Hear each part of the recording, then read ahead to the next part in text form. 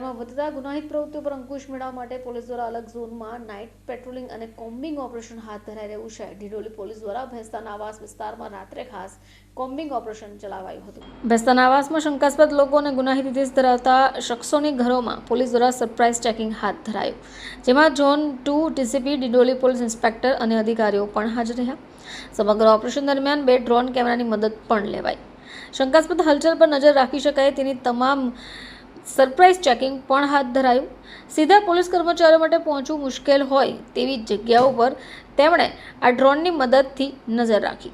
Combing operation દરમિયાન અનેક ગુનામાં સંડોવાયેલા શખ્સો સામે કાયદેસરની કાર્યવાહી પણ કરાઈ, જેવા હથિયાર ધરા જાહેરનામાના ભંગ, અટકાયતી પગલાં, તડીપાર કેસ, પ્રોહિબિશન કબજાનો 1 કેસ તથા પીધેલાના 5 કેસ અને વાહન ચેકિંગ શંકાસ્પદ ઇસમોની તપાસ પણ કરી હતી।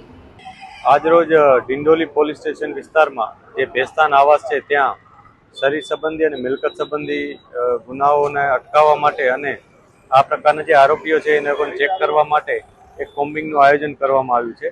આ કોમ્બિંગમાં ઝોન 2ના 5 પોલીસ સ્ટેશનમાંથી પોલીસની ટીમો બનાવી અને જુદી જુદી ટીમો અહીંયા બનાવવામાં આવી છે, જેમાં 6 અલગ અલગ ટીમો છે, જેમાં અમે મહિલા પોલીસ પણ સામેલ રાખી છે। અને આ તમામ લોકો એમને જે પણ ટાસ્કિંગ આપવામાં આવ્યું છે એ ટાસ્કિંગ મુજબ જે આરોપીઓનું લિસ્ટ છે એને ચેક કરે છે। એમાં MCR કાર્ડ અને શરીર સંબંધી ગુનાઓના આરોપીઓ છે। આ ઉપરાંત અગાઉ કોઈ ડ્રગ્સ કે એ પ્રકારના ગુનામાં જે સંડોવાયેલા છે એમને પણ અમે ચેક કરી રહ્યા છીએ, એમના ઘરો ચેક કરી રહ્યા છીએ।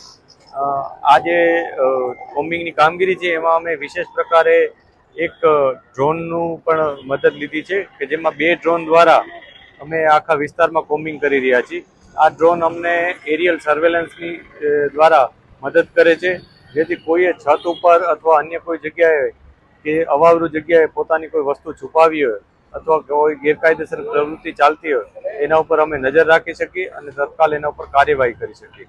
આના માટે અમે 2 ડ્રોનની મદદ લીધી છે અને જે ડ્રોનમાં રેકોર્ડિંગ પણ થાય છે અને એમાં અમે એના સાથે લાઇટિંગ પણ છે, જેથી અંધારામાં પણ અમે સારી રીતના એનું સર્વેલન્સ કરી શકીએ।